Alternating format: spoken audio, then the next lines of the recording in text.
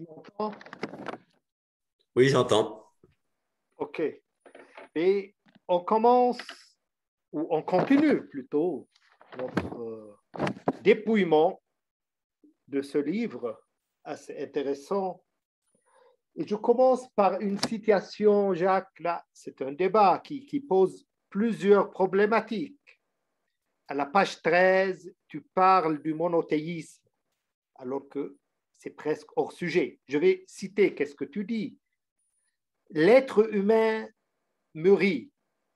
Il ne ressent plus guère ni la nécessité, ni même l'envie de s'identifier à la position d'esclave d'un dictateur céleste, selon la vision commune, par exemple, dans l'islam.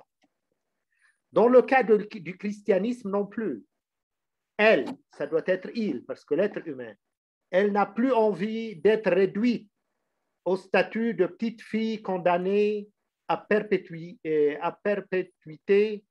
à jouer et gazouiller sur les genoux de son papa Dieu, supposé tout amour, sauf quand il envoie ulcérer toute une partie de l'espèce humaine dans les souffrances infinies et éternelles de l'enfer. Oui, je savais plus que j'avais écrit ça, mais c'est bien. Il est intéressant, cet auteur. Écoute, c'est un petit peu le style Charlie Hebdo. C'est très provoquant ce que tu dis. À mon avis, hein? Surtout Oui, oui. que c'est presque hors sujet. Qu'est-ce que ça a à voir avec un livre qui parle des ouvriers des canaux d'énergie et puis qui commence à critiquer aussi sévèrement et toi qui prétends prêcher et enseigner une méditation laïque. Donc la laïcité, c'est en quelque sorte, c'est pas être distant et indépendant des religions, c'est être contre les religions. Ça, c'est Non, mais là, si tu veux, Ramatirtha le disait, hein, qui était un grand Védantin, je l'ai traduit en français, et il disait, imaginez un père qui, dans sa maison, met des friandises dans toutes les chambres et dit à ses enfants, si vous en mangez, je vais vous brûler pour l'éternité dans la chaudière au rez-de-chaussée. Eh bien, il dit, c'est la situation de ceux qui croient en un Dieu punitif et qui envoie les gens en enfer. Écoute, d'abord, il y a un déséquilibre dans ce passage et très problématique. Tu critiques l'islam, tu critiques trop sévèrement le christianisme, mais tu passes sous silence le judaïsme. Et la plupart des fois, c'est le cas chez toi. On dirait que tu es pro-juif, comme si tu critiques le christianisme et si tu veux, l'islam. Laisse-moi continuer et tu oui, oui, réponds. oui. Pour le compte du judaïsme, tu parles des monothéismes, mais finalement, tu ne critiques jamais le judaïsme, tu critiques que ces deux. Et C'est dans l'illusion missionnaire, je prends la Bible et donc j'ai beaucoup de critiques sur la Bible. Tout à fait. oui, mais pas le judaïsme. Enfin, jusqu'à Si, maintenant, je la t'ai Bible, pas c'est le lu, judaïsme, hein, je t'ai pas lu Moïse, critiquer le etc. C'est le judaïsme, judaïsme. qu'empêche. Et là, et en lisant ce passage, j'ai réfléchi à ce que disait Tachit Han. Lui, il parle toujours de se réconcilier avec nos ancêtres et de se réconcilier avec notre tradition, même si on sort. Et, donc, et même il propose des méditations là-dessus, parce qu'il dit, pour lui, c'est une partie en quelque sorte de l'équilibre psychique, d'être en réconciliation avec notre tradition. Alors que toi, tu ne fais que... Là, c'est très ironique, là, un petit papa.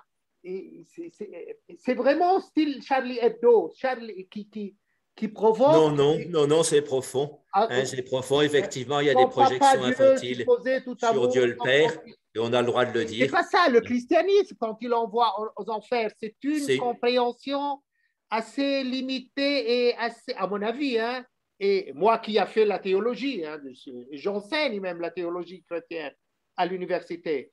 C'est une compréhension vraiment très, disons, réduite, très enfantine du christianisme. c'est quand même là-dessus que l'Église a prospéré par la peur de l'enfer. Donc, ils ont fait leur Ce n'est business pas le là-dessus. cas quand tu entends maintenant François Ier qui dit même l'enfer, il a toute une conception très nouvelle. Même la théologie chrétienne, elle progresse, elle évolue énormément dans ce sens. On ne peut pas prendre un texte il y a 5-6 siècles et regarde maintenant le catéchisme de l'Église catholique, c'est pas ça l'enfer chez lui. Donc, tu vois, non, et moi, je trouve que c'est de la provocation et comme ça gratuite qui fait repousser les gens essentiellement de ce que tu enseignes. Parce que toi, tu prends une méditation laïque qui n'est pas contre et tu définis la laïcité comme quoi elle est indépendante des religions, elle n'est pas contre. Mais oui, en fin mais de compte, quand j'ai fait le commentaire du Cantique des Cantiques, donc j'ai repris beaucoup de choses de la religion, mais il y a des choses sur lesquelles je ne suis pas d'accord et je le dis indépendamment. Cette histoire d'enfer, pour moi, ça n'a pas de sens. Et je le dis indépendamment. bien sûr, Voilà, j'ai le droit. écoute, personne, je ne suis pas en train de critiquer ta croyance là-dessus. C'est pas ça. Moi, Oui, ce c'est que, plutôt une absence de croyance. Ça, c'est les autres qui ont une croyance. Moi, j'ai une absence de croyance là-dessus. au contraire, là, ça fait exactement quand tu critiques l'enfer, tu prêches indirectement la réincarnation. Ça se voit, ça se sent dans le texte. Tu as une croyance et tu as un dogme même si tu le renies. Déjà, en parlant comme ça, Dieu, son papa Dieu, supposé tout amour, sauf quand il envoie ulcérer toute une partie de l'espèce humaine dans les souffrances infinies et éternelles de l'enfer, tu prônes et tu prêches la réincarnation. Et c'est une Non, non, dogme. ça peut être uniquement une constatation laïque sans croire à la réincarnation. Tu vois, on dit ce système Mais ne non, tient ça pas fait debout sentir. et Dans on le le dit texte, librement. eh bien, même si tu ne le dis pas, ça fait sentir. Ça fait sentir. Et que finalement, toi, tu dis que tu n'as pas de dogme, mais tu critiques dogmatiquement une dogme. Non, c'est logiquement. C'est Non, non, logiquement. dogmatiquement, à mon avis, Les, hein, parce les que théologiens n'ont déjà, jamais réussi à résoudre la question du mal. Tu vois? cette dogme de l'enfer, bah, Oui. tu l'opposes à une autre, même si tu ne la déclares pas. Tu la Non, je montre déclares simplement ailleurs. sa contradiction. C'est la méthode de Nagarjuna. Et je ne vois pas la place, essentiellement moi, je ne vois pas la place d'une telle critique sévère et même style ironique et Charlie Hebdo dans un livre qui parle d'ouvrir nos canaux d'énergie et qui parle d'une méditation laïque. C'est ça la Bah, laïcité. À quoi bon? Donc, si la laïcité, c'est quand même se défaire de ces idées, comme tu dis toi-même, un peu infantiles de l'enfer. Donc, ça fait partie de la laïcité, on doit le dire. enfin, ça ne m'a pas. Et Oui. surtout, tu sais, le problème, c'est que et quand il parle, Shithan, enfin, je vois que c'est une constatation assez profonde. Parce que c'est le problème. Si la société française, par exemple, c'est la société la plus dépressive du monde. Quand j'ai lu, par exemple, Schreiber, dans son livre Guérir, il a dit que même le taux des dépressions, il dépasse celui du Liban au moment de la guerre du Liban en France. Tu vois, donc, parce qu'une des causes, c'est qu'il y a toujours cette aliénation, on est aliéné, on n'est pas concilié avec notre histoire, on la refuse, plus qu'on la, Je crois que on c'est la une déteste. évolution. On la Hein, que quand il y a déteste. quand il y a des évolutions, quand il y a des transitions, il y a des crises, tu vois. Voilà, donc il y a une crise, mais les crises, c'est un peu douloureux sur le coup, mais ça mène à quelque chose de nouveau. Enfin, à Et mon écoute avis, ce ce n'est qu'a pas comme dit, ça qu'on prend oui, oui. une méditation laïque en se répercutant contre les religions et contre deux religions spécialement. C'est un c'est pas la bonne manière de prôner pour une méditation. Ça fait au contraire repousser les gens. Bah, d'autres, ça peut les attirer. C'est vrai que certains sont repoussés, mais d'autres, ça peut les attirer. Ouais, Et puis, si tu mais veux, si tu ce t'opposes pourquoi j'ai… Oui, comme quelqu'un qui prend pour une méditation laïque, c'est pas comme ça. C'est que tu définis la laïcité comme une critique sévère, même quand une position contre les religions. Ben, certains points, tu vois, certains points, oui, cette histoire de l'enfer, je trouve que c'est bien de la critiquer parce que ça fait trop de mal aux gens. Et puis, ça expliquait un pouvoir de l'Église qui n'était pas juste. Ils ont fait leur business en faisant peur avec l'enfer. Maintenant, ils essaient de faire machine arrière, mais voilà, qui revendent leurs propriétés à ce moment-là qu'ils ont gagné avec la peur de l'enfer. Et c'est les plus grands propriétaires financiers du monde, l'Église catholique, donc, qui revendent. Pas que, ah bah, écoute, l'islam aussi, l'islam, il a beaucoup trop, et jusqu'à maintenant, il table essentiellement sur cette peur de l'enfer. Ce Bah qu'il oui, c'est pour appelle ça qu'il faut le tarhib dire, c'est tarhib. pour ça qu'il faut le dire, c'est important. Mais le judaïsme, beaucoup plus, parce que tout le monde, ces deux, ils se sont inspirés du judaïsme. Toute cette Oui, mais si tu veux, question je d'enfer, c'est réponds de à provenance oui, juive, biblique juive. je réponds à ta question. Si tu veux, le judaïsme n'a jamais prétendu conquérir le monde, alors que ça a été le but premier du christianisme et de l'islam. Et c'est pour ça que la Attends, violence non, du bah, christianisme et de l'islam. là, c'est pas historique, c'est pas correct ce que tu dis. Prends la Bible, qu'est-ce qu'ils ont fait? Ils ont fait des tas de guerres pour arriver à Oui, mais Jérusalem. ça a été Mais limité. pas que des guerres, des génocides même. Oui, ça À a été Jéricho, limité à la c'est eux qui Palestine. racontent leurs histoires dans la Oui, Bible. Et oui, mais ça, je le dis. c'est une Oui, suite de génocides qu'ils ont fait pour y arriver. j'ai, j'en parle dans l'illusion missionnaire, je donne tous les détails effectivement, de ces massacres, etc. Mais quand même, après, ils sont assagis et ils n'ont pas eu cette idée de conquérir le monde, alors que c'est dans le programme du christianisme et d'islam officiel. Hein, même si les sages, les saints, etc., certains saints ont été au-delà de ça, mais au niveau courant, un chrétien de base et un musulman de base priera pour que le christianisme, l'islam se répandent sur toute la planète. Alors, je ne pense pas que ce soit le cas d'un hindou ou d'un juif de base, tu vois. Donc, ça compte, ça. Mais écoute, Même Sainte Thérèse de Lisieux, elle priait pour les missions. Elle voulait que tout le monde soit converti au christianisme parce qu'elle avait été et pas éduquée dans comme ce ça. sens, il ne faut pas la comprendre dans ce sens assez étroit. Ben, écoute, le bouddhisme ne fait que prêcher en Occident et un peu partout. Donc, Oui, le, mais bouddhisme, pas le avec les bouddhisme est armées une par religion derrière. de prêche aussi. Pardon? Pas avec les armées par derrière. Ben, le christianisme n'a pas utilisé les armées quand même. Non, Bah, tu parles vraiment, ouais, c'est le génocide très. de l'Amérique du Sud, c'était que ça. C'est entre, 90 millions de morts. oui, mais 15 fois l'Holocauste ça et fait, jamais de demande de ça fait pardon. 5 siècles, ça. Ça fait cinq Bah, oui, siècles. mais quand même, Et 15 fois l'Holocauste, c'est on pas une devrait en parler conquête plus. religieuse. Et c'est ça le problème. Ne confond pas entre le religieux et l'impérialisme. C'était une conquête impériale. C'était l'Europe qui, qui va au-delà de l'Europe pour des raisons essentiellement économico-impériales. Ben, ça, c'est trop facile à dire. C'est quand même le pape qui a séparé l'Amérique entre le roi de Portugal et le roi d'Espagne pour qu'ils ne s'entretuent pas là-bas et qu'ils puissent faire leurs bénéfices, voilà, sans rentrer. C'est le pape qui a fait ça. Donc, c'était complètement lié. Et puis, regarde, les colonies, c'était toujours Saint-Machin, Saint-Truc. C'était complètement chrétien. Regarde les noms de lieux. Voilà Santa je sais Cruz. bien que tu es très, très têtu et c'est difficile de te convaincre. Ben, moi, je Euh, vois les chiffres, hein, les chiffres qui sortent maintenant, et c'est même, 90 j'ai millions de même morts. pas On a ni l'intention ni l'ambition de te convaincre. Oui. Mais moi, en tant que lecteur et en tant qu'académicien, pas que lecteur, en tant que lecteur critique, quand je lis un livre sur un sujet de méditation, c'est vraiment, au moins académiquement parlant, c'est hors sujet ce que tu dis. Ça ne rentre pas dans le vif du sujet que tu proposes dans le livre.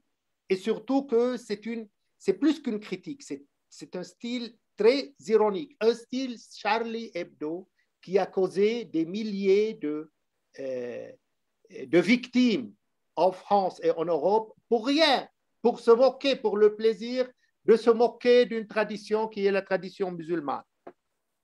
Tant pis, tant pis.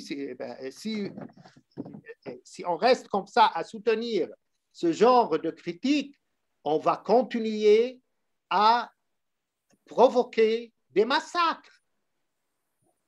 C'est tout. Et bien sûr, c'est la responsabilité de ceux qui critiquent. Les musulmans sont innocents, ils ont toujours J'ai pas massacré. dit ça, j'ai pas des dit pauvres ça, mais petits. avec un peu en quelque sorte, ce style satirique et ironique, à quoi bon, à quoi il arrive? Ça réveille les gens, c'est une petite pointe, c'est une phrase comme ça, par-ci, par-là, ça les réveille, ça les fait réfléchir. Enfin, moi Oui, j'ai dit mon point de vue et toi tu as répondu et on s'arrête oui, là oui. parce que sinon on peut rester toute la soirée à discuter. Oui. On passe à un autre sujet. Toujours en te citant, tu dis à la page 54, on sait que les muscles fonctionnent dans chaque partie du corps de façon agoniste et antagoniste, biceps et triceps.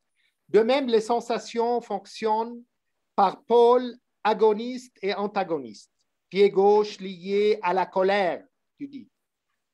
Ma question, comment les sensations fonctionnent par pôle agoniste et antagoniste et pourquoi spécialement le pied gauche est relié à la colère? Voilà, donc si tu veux, il faut comprendre le lien entre les émotions perturbatrices et le début de mouvement. Donc, par exemple, l'avidité, ce sera je cesse de tout prendre à soi. Donc, ce sera une contraction du biceps, parce que quand on prend à soi, on contracte le biceps. Et l'aversion, c'est repousser les gens qui nous embêtent, donc faire le geste d'ouverture, donc contraction des triceps. Et donc, les deux émotions opposées seront liées à deux contractions de muscles opposés. Et quand on commence à contracter un muscle, la peau au-dessus devient sensible. Et donc, quand on sent l'avidité qui commence, on sent une légère contraction du biceps et un picotement sur la peau au-dessus du biceps. Et donc, on sait que c'est l'avidité et vice-versa. Donc, c'est comme ça, quand on s'intéresse au début du mouvement, on comprend mieux le lien entre une émotion et une sensation. Et pourquoi le pied gauche est lié à la colère spécialement? Alors, la plante du pied gauche. Donc, on rétracte la plante des deux pieds comme on serre les poings quand on est en colère, parce qu'on veut donner un coup de pied ou on s'agrippe pour mieux pouvoir mieux se bagarrer. Et pourquoi le pied gauche spécialement?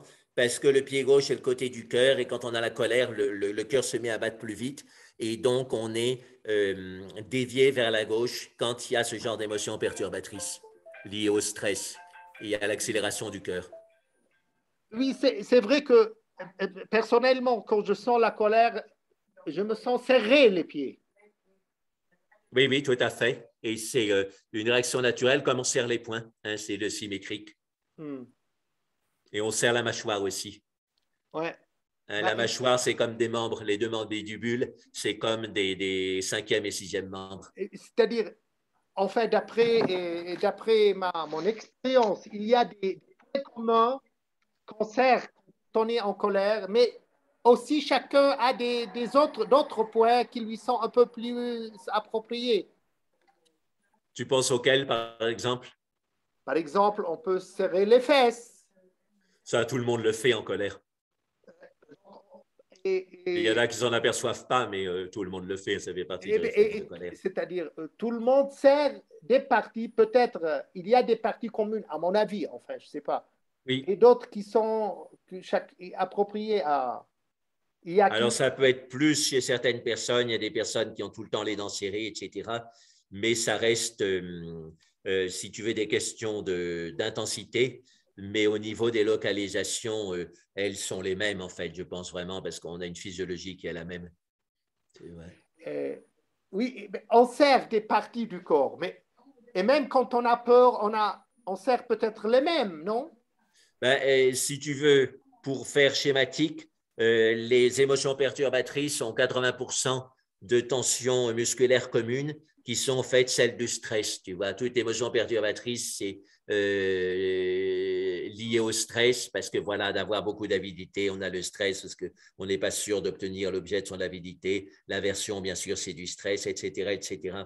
Et donc, il y a ce fond commun. Et puis après, il y a quand même des différences entre les émotions perturbatrices. Par exemple, la peur, c'est se recroqueviller sur soi-même pour se protéger. La colère, c'est plutôt aller vers l'arrière pour pouvoir être plus stable et mieux frapper.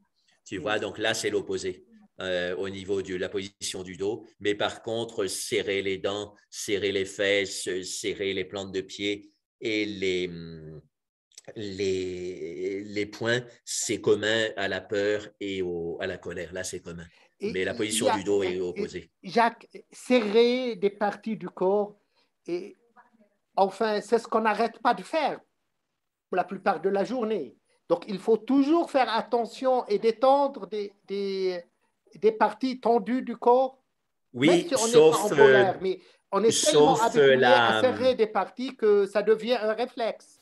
oui, et sauf l'axe central, hein, l'axe central et donc ce qui est lié aux muscles autour de la colonne vertébrale. Là, c'est bien que ce soit raisonnablement tendu, pas trop non plus. Comme ça, on a la position droite et on peut bien observer son esprit. Mais tout le reste, on peut détendre, oui, y compris la respiration. C'est mieux de détendre. C'est pour ça qu'ils insistent dans le bouddhisme tibétain beaucoup sur la relaxation. Et le Bouddha met la relaxation dans les facteurs d'éveil, c'est Pasabdi en pali. Et donc, avec la joie, avec l'attention, avec la focalisation, il y a ces choses qui sont les facteurs d'éveil, hein, relaxation. Et c'est l'abandon à Dieu dans la voie de théiste. Hein, on traduit ça par l'abandon à Dieu. Hein, on dit tout est l'action de la providence, donc on est relaxé. On se sent porté par Dieu. Ramakrishna, il disait que dans la voie de la dévotion, la personne peut s'abandonner comme un chat. Le petit chaton, il se laisse porter par sa mère le prend par la peau du cou, puis il se laisse porter. Ou alors, il y a la voix du petit singe qui, lui, s'accroche à sa mère. Donc, c'est deux manières de dévotion, mais il y a une dévotion où on s'abandonne vraiment. Bon, là, je dois changer de salle. Et donc, on peut faire une petite pause, 5 minutes, un pause café. Et puis, on se retrouve dans 5 minutes. Il y a peut-être des gens aussi qui vont venir pour assister au cours parce qu'ils ont fini leur autre cours. Tu changes de Oui. salle? Oui, je change de salle. Donc, on a 7 minutes peut-être pour faire une petite pause, etc. Allez.